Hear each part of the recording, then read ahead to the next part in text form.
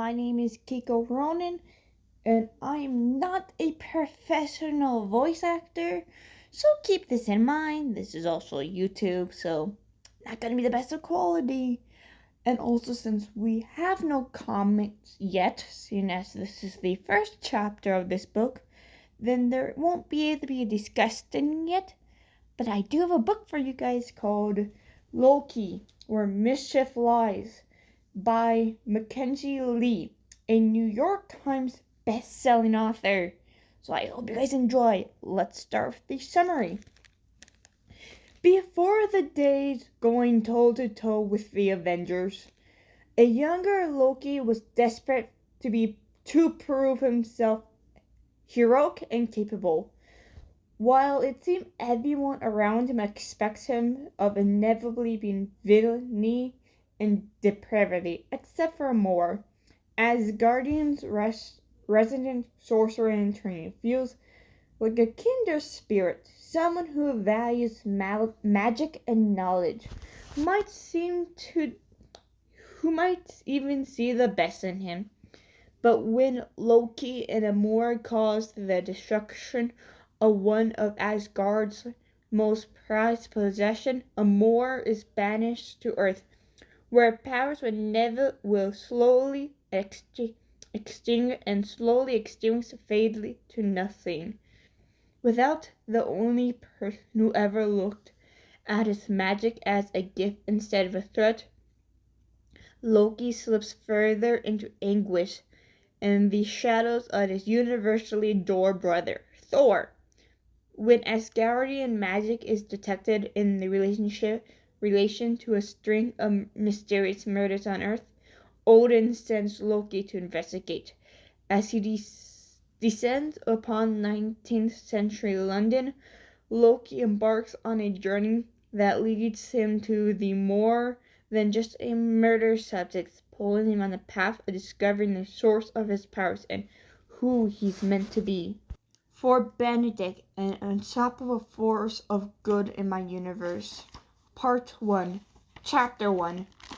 The royal feast of Gutsenver, like all Asgardian feast days, it was enjoyable for those who were fond of listening to overly long speeches and exhausting insane niceties, and getting feet step on, because the great hall was always too crowded and no one knew how to walk in heels. Loki was convinced everyone loathed these feats, but no one dared to say so for the fear of appearing small-minded, and being quite confident in the size of his mind, large, and his ability to walk in heels, he was comfortable saying, "I hate feast days." In the warrior receiver line beside him, Thor didn't drop the politician smile he'd been practicing for state occasions like this. It had always faltered. It only faltered when Loki had successfully shown as much as it made it very obvious there was something stuck in them. And he had fumbled with his tongue for several minutes, lips bulging in a grotesque way that made several protein quarters change course before realizing there was nothing there. "The feasts are important days," Thor said. "They instill compactness in Asgardian leaders among our court." "Confidence," Loki corrected. The smile didn't slip, but Thor's eyebrows crept together. "What?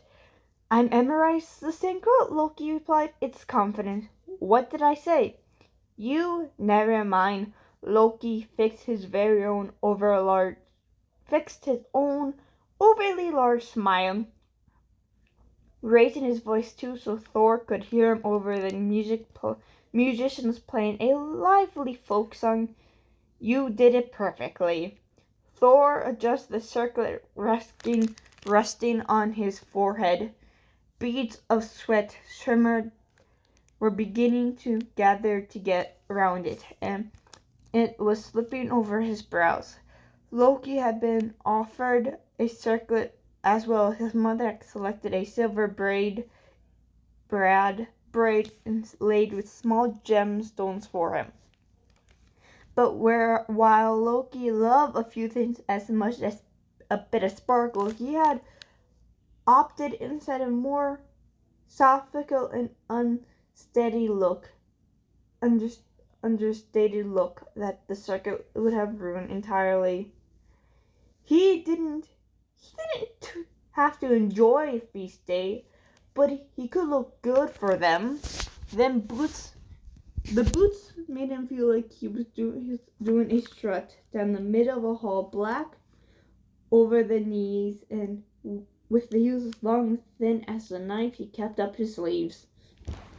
His coat had a high collar and green ribbons on the shoulders. And he wore loose trousers of the same color. Amor had told him green makes his eye look like jewels, but he had been careful not to wear it too often. Best not to let Amor think he was right and taking her advice too seriously. He might have always been right, but she doesn't have to know that. Loki glanced down the line of dignitaries past Thor and Frigga in her own flowing silver robes, hands tucked beneath the sleeves, as she smiled and nodded to an Asgardian woman fumbling to compliment how lovely the queen's hair looked with the streaks of gray. On her other side were the ambassadors of Vignor and Ringford, talking with their heads bent toward the Queen Janol, who kept asking loudly if they could speak up. Past them Camille, the Queen in North, and Odin's royal sorcerer. Still like a soldier, with the pelts of her dark hair wound together and wrapped around a golden headpiece with purple stones set upon her brow. Her face was blank in the time she'd been at court. In the time she'd been to court. Loki never seen her wearing any expression beyond the dull grimace of acknowledgement. One of her long finger hands rests upon Amor's shoulder, like she was certain her apprentice would slip away if the hold wasn't kept on her. It wasn't outside the realm of possibility. Amor was looking far more bored than Loki felt she should. Far more bored than he was sure he could get away with without a lecture from his father. He may get one from Kamala too, but Amor seemed to care much less about what her teacher thought than Loki did about Odin's opinions. He wished he could afford not to care, not to feel like everything he did was right or wrong, and was a ticket off the conspirator in column to keep on file for the day Odin would name either him or Thor the heir of Asgardian crown. It would be so much easier if there was only one of him. Amor was the only student Camilla ever taken on, the only magic reader in Asgard powerful enough to keep the mantle of royal sorceress and the Queen of Norn. Amor's power made her desperate. Loki's power made him feel like he needed to keep it hidden. No one wanted a sorcerer for a king of Asgard were warriors.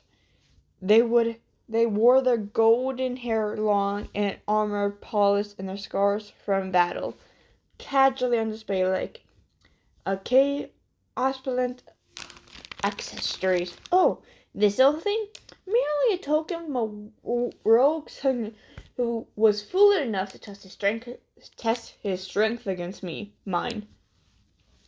Amor managed to wiggle away from Kimura's side long enough to snatch a goblet off a tray of a passing kitchen servant, and Loki watched as she touched one of her fingers to the surface and levitated a small drop of it. It hung in midair a few inches from her palm until Camilla reached over without looking and clapped a hand over Amor's scratching the spell. Amor rolled her eyes and proceeded to sense the interrupted direction of Loki's gaze. Glancing around, she caught his eyes and offered her a crooked finger of a smile. Loki felt his ears go red and almost looked away, like that would negate the fact that she caught him staring. Instead, he offered her an expression, eyes widened to where she responded by pantomiming hanging herself. He snorted. Thor frowned at him, then followed his gaze, but Amor straightened herself once again, smiling alongside more at the conjurers who had come to speak at the quarter who come to speak with them. She seemed to put in a great deal of effort in making her smile look as forced as possible, as much as Thor's been putting into making his look sincere. But she was smiling, so no one could accuse her of contrary disappointment. Thor's frown went deep, bearing his circlet further into his brow and pushing it up before turning forward with a huff that sounded like an imitation of their fathers. When Loki's caught Amor's eyes again, she made a smiling gesture down the tiles and raising her eyebrows. Loki hesitated, carrying out the small smell that she taught him at a dinner or in their classroom was one thing, but doing it on a stage function was quite another. It would be harmless turning the tiles of the Great Hall pink.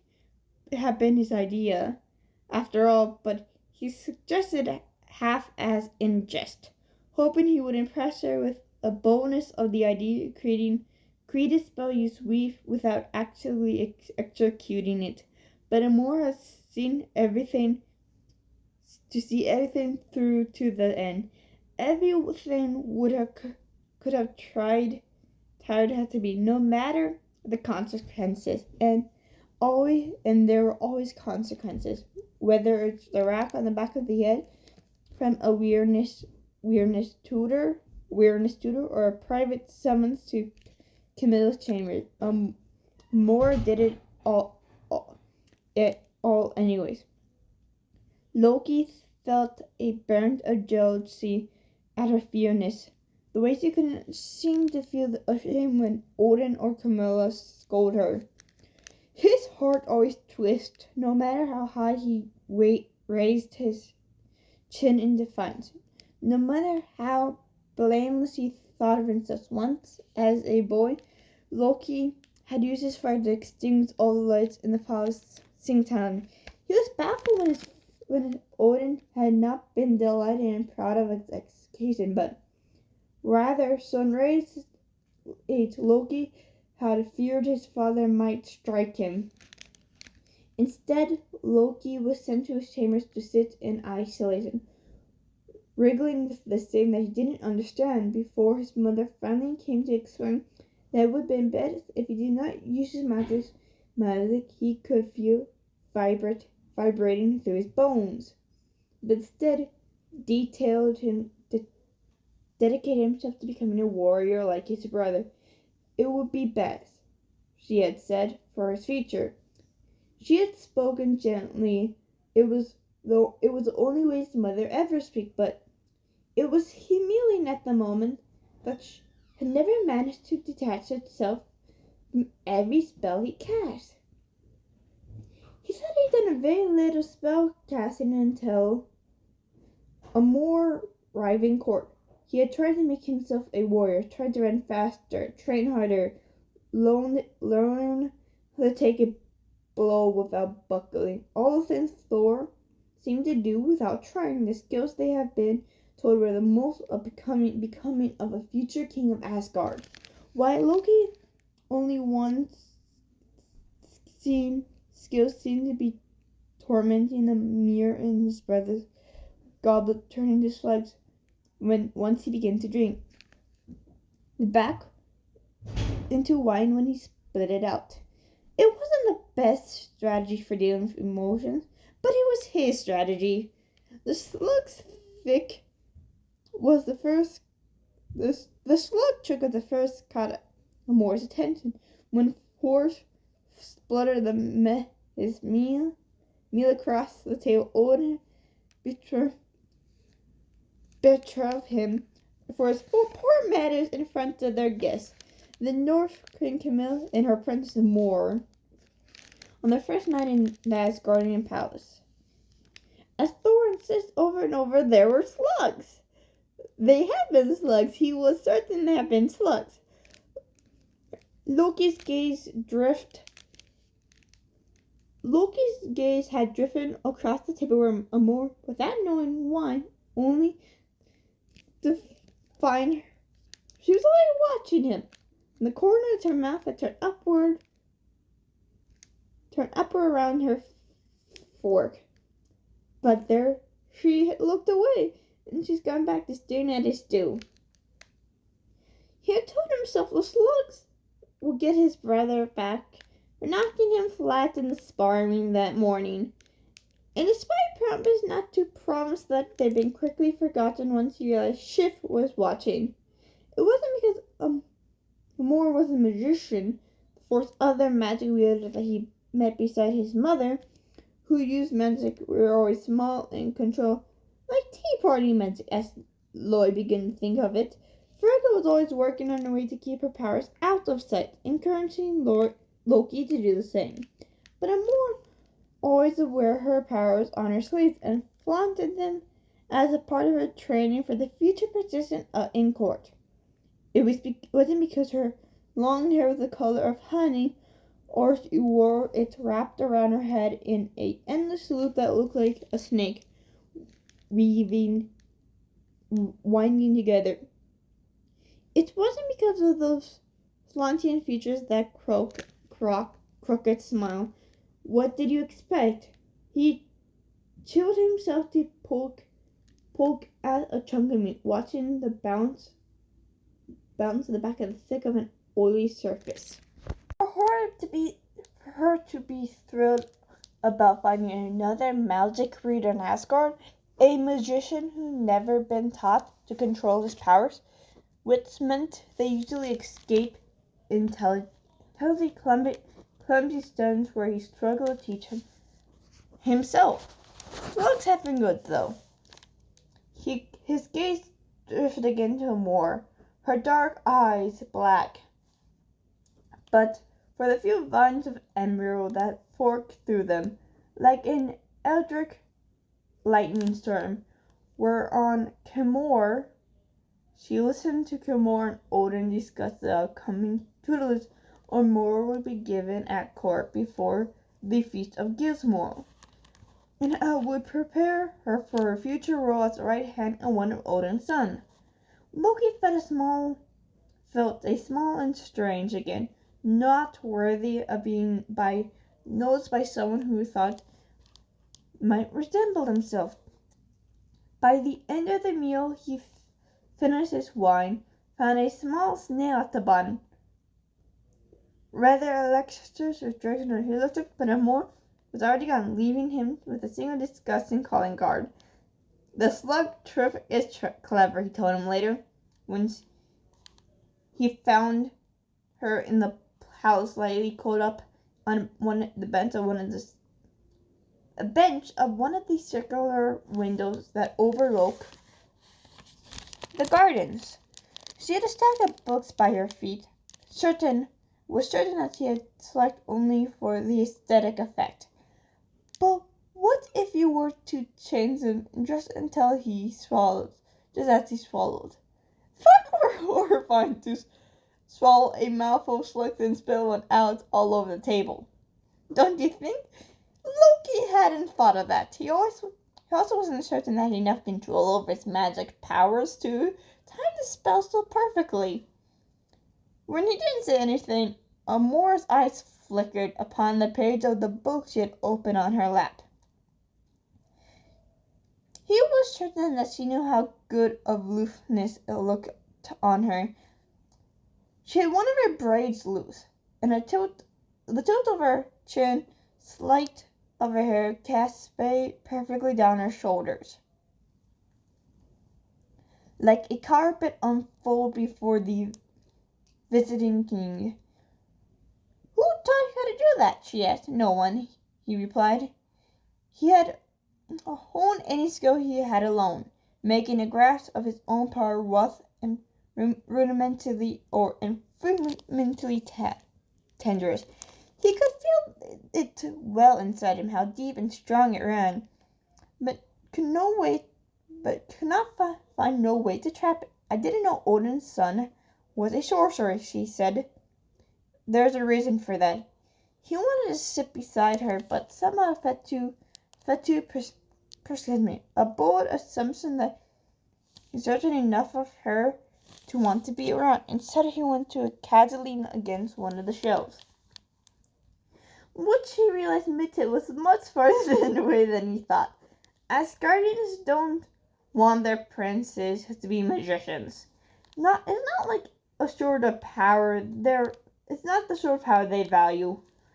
Amor stood at him for a moment, then folded a corner of the page, shutting book and gesturing from like the sus direction was minuscule and that it made Loki want to crease the pages in every book in his father's library. Hadn't Odin hired someone to teach you? She asked. Or your mother? She's a sorcerer. No. Certain he sank a few inches deeper into the carpet. I mean, yes, she is, but my father doesn't want me to study magic. Because he's afraid of you? Because he's afraid of you? Loki laughed. He could stop him. He at the thought of Odin, built like a boulder and was rough as smashing a Demeter to a match. Being frightened of his own son, particularly the smaller and skinnier one. He's not afraid of me. He just wants me to be one of the best contenders for the throne that I can be. So train me to be with the soldiers. Now it's Amora's turn to laugh. That's like keeping a worship in shallow waters. What a waste. She stroked the spine of the book, praising him. She seemed to be made of smoke, the way her body swirled and stooped with the shape of the window sill.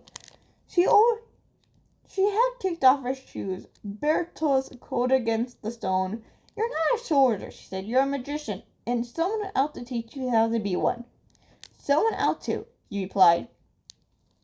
She offered him a smile, one that felt like a dagger drawn slowly from its sheath. Dangerous hum of scrapped metal, the amount of stillness that prelude in a strike. Then she flipped open the book on her lap again, and his heart dropped, thinking that he might have been too opaque, too unreadable, too cold, all the things his brother wasn't. The things his tutor told him not to be, the things that other trainees in warrior camp had teased him for. But then she shrugged off her feet off the sheet beside her, said, Aren't you going to sit down? And he did. That had been months ago, months which Loki and Moore had knitted themselves into an inseparable duo that the servants whispered about, and that centuries and quarters disapprove of. Even now, in the great hall on feast day, Loki felt their eyes glance at him, trying to determine whether his partnership with Camille's headstrong princess alerted him a way that they altered him in the way they could see. Above him, a candle of a candles in a bowl-shaped chandelier lined the great hall, flickering. Their light danced along the gold leaves and blankets weaved with a wandering foreskin. The shape of the chandeliers has always reminded him of an inside interment, a bow and covered in place, designed to amplify the sound and make every gathering feel bigger and more impressive. Loki peeked down the tiles under his feet, black with streaks of gold shooting through them, carving out an elaborate interior that formed Jarl's new base at the base of the grand stairway where he met Amore's gaze again. He extinguished her excellent eyelash flutter and pressed her hands together in pleading, the way he knew he would set the hall on fire, then run naked towards it if she asked. "What are you plotting, Loki?" Thor muttered beside him. "Plotting? Reading?" Loki repeated, pitting his best smile to scare the apprentice, the pressing quarter away from him. "I never plot." Thor snorted. "Please." "Please what? Please plot?" Thor groaned his foot into Loki's. Loki bit his tongue to squat the skill of him. "Careful, I love these beasts more than I love you." Thor glanced down the road again, where Amor has been putting another exchange in Nish's face. Thor had not taken it towards the way Loki has. He has joined them a few escapades around the palace, but always with his feet dragging, checking over his shoulders to be certain that they wouldn't be caught. And repeating, "I don't think we should be doing this so often that Amor has suggested they should be charging for every repetition." Eventually he stopped coming along, which suited Loki fun. He didn't want to share more with his brother. He didn't want to share her with anyone. She was all his in the way no one ever been. No one ever wanted to be, and it was nice to see Thor left out of the conversation for once. Thor had never often directed his opinion on Amor. No one ever had, just whispered at her behind her back about how everyone always had about Loki. Too unpredictable, too strong. Shouldn't be allowed out of Northdheim. Even if the king and his sorcerers thought it was strategic rapidity of the warrior courage would temper her strong will.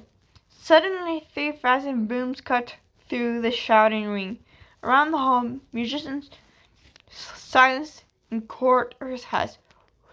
Toward the top of the ground, Loki prevailed along the rest of the royal officials, representing line towards his face upper, where Odin stand dressed in his feast day robes. A culture deep red, his spear gun horn in his fist. His beard was woven with gold thread, and on his brow a silk, the same style as Thor. Perhaps he should have worn his after all. No matter if that it clashed with the rest of his song. Asgardian Odin boomed. His voice echoed off the curved ceilings and carefully, easily falling. "Friends, visitors, the skins just from across the 9 realms. You honor us with your presence at this our very holy feast of Gutenver." Loki has heard some variants of speech at every feast day since he was a boy, and remarkable how many heroic warriors of Asgard decided to compliment with their own feast days. While the food was always good, it never worth having to stand in a awkward receiving line, getting pats on the head from quarters, then endure his father's dull speech about whether a bold man had rippled biceps and immeasurable first of Asgardian's enemies, was being honored for that particular day, but the face of Ginsburg was different.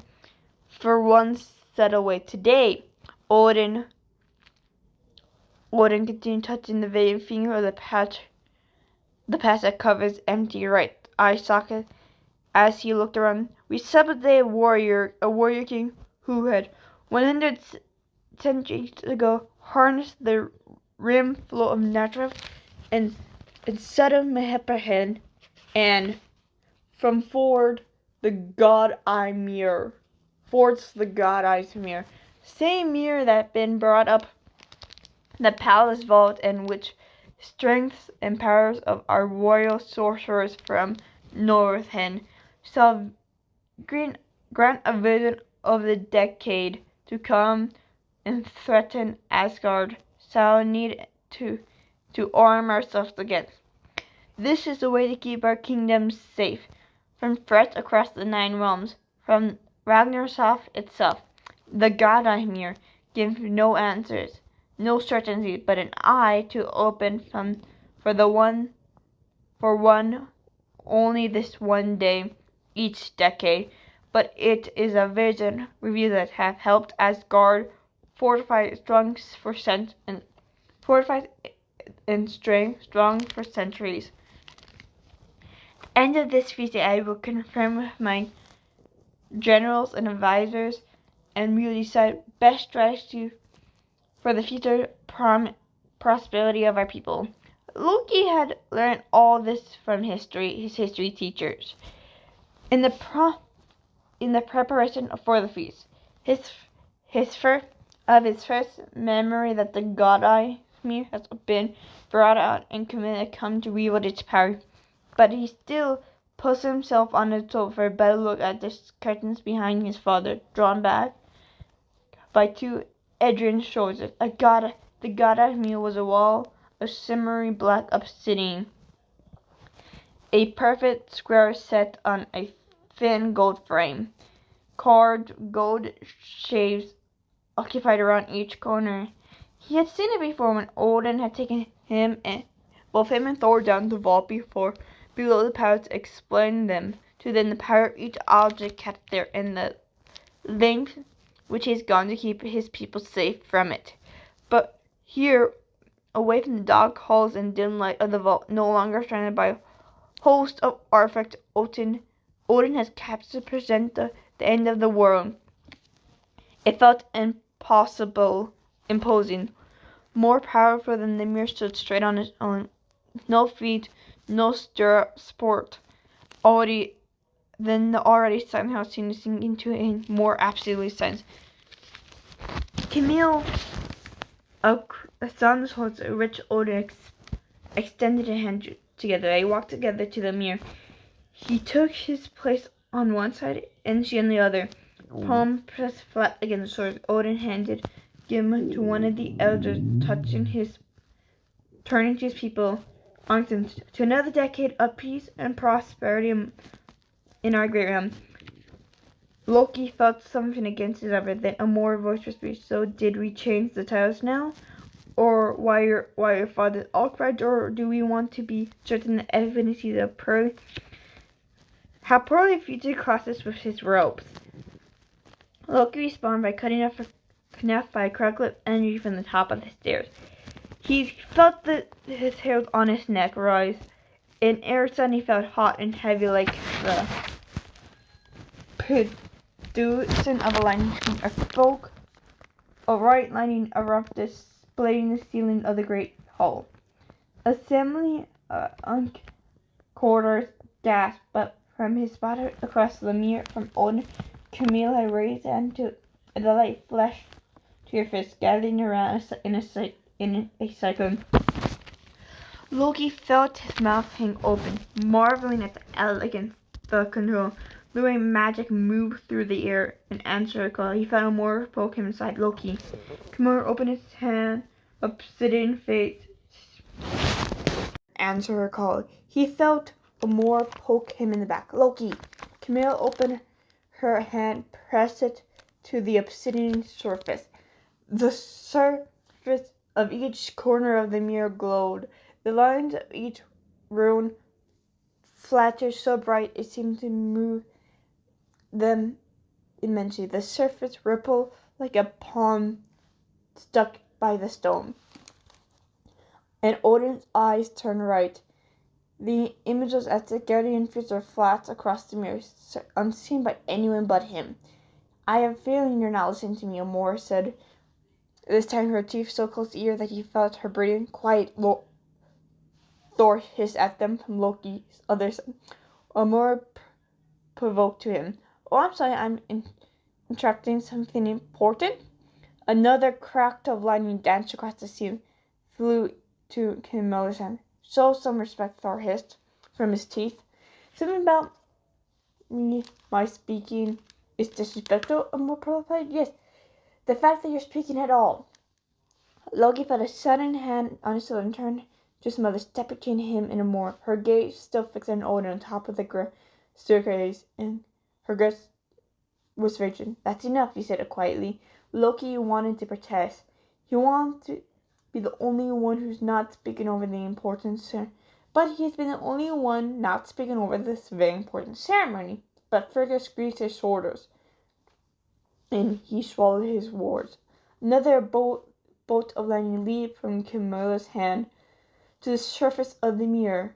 But this one was different. It made him shudder. His mother must have felt it, too. Her hands spam on his shoulder. Odin took an abrupt step back from the mirror, one hand raised like he was trying to push something away.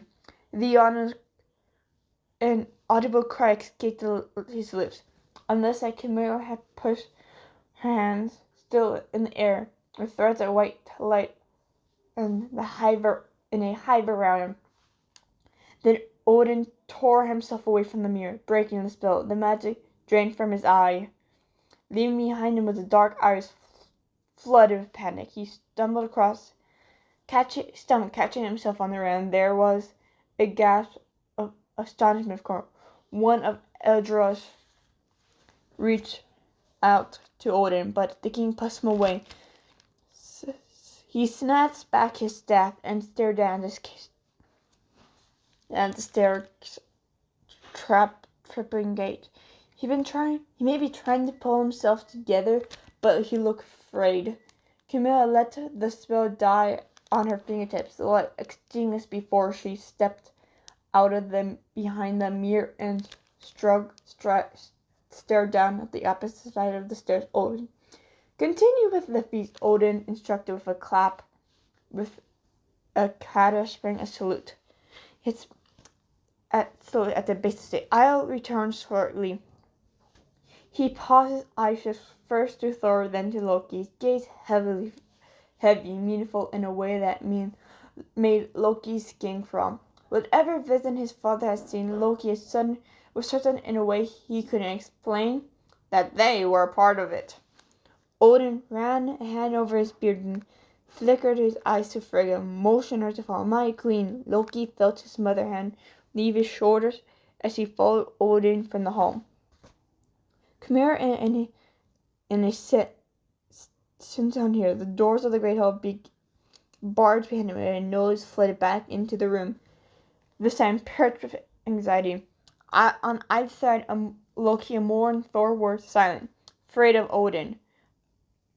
Silent, staring after Odin. All they thought of pink tiles shifted the color beneath their feet to the court above instant. Instead, Loki could feel a cold pit settling in his stomach. Cannot explain or banish. He never seen fear like that on his father's face. It has been fear. The look had been so foreign it was possible to recognize. What happened? Thor asked us last. I think the question is Amor said. Amor replied, what did he see? Alright everyone, that was the first chapter of Loki, where mischief lies. Please tell me what you think and what you think might happen in the book. We will discuss in the next video, and where we also will read chapter 2.